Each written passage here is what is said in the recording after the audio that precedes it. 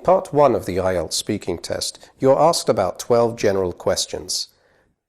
These questions will be about yourself, for example, your hometown, your favorite holiday destination, what books or films you like, your family, your neighbors, and so on. To get a high band, you need to be careful with your grammar, so listen carefully to the questions and pay special attention to the verb tenses that the examiner uses.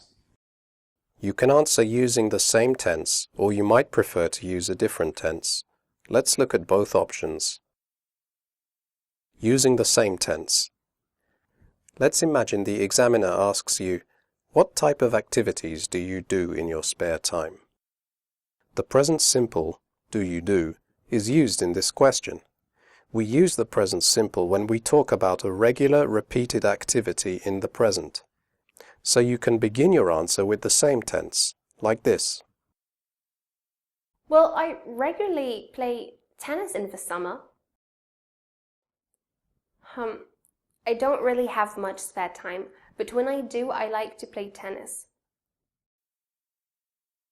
Another question you might hear is, what are you studying? Here, the present continuous is used. We use the present continuous when we talk about an activity that is taking place around the present time, but not necessarily right at this present moment. In this case, you can begin your answer in this way. Right now, I'm studying psychology. Using a different tense. You don't have to begin your answers using the same tense as in the question. If you are confident enough, you can try to use a more complex tense or structure, especially if you are aiming for a very high band. Watch this example. No, I've never met them personally, but my brother has chatted to them a few times. Did you notice how the examiner used the present simple, but the candidate began her answer with the present perfect simple?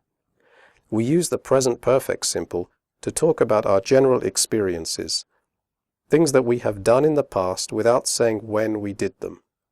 The present perfect is considered to be a more complex structure, and it is typically used correctly by candidates who deserve a high band. Now watch this example. Well, I would if I had the time. Unfortunately, I'm just too busy. This time the examiner uses the present simple, but the candidate begins the answer with a second conditional structure. We often use the second conditional to talk about a hypothetical or imagined situation in the present or future. Again, this is a more complex structure and would typically be used by a candidate who deserves a high band.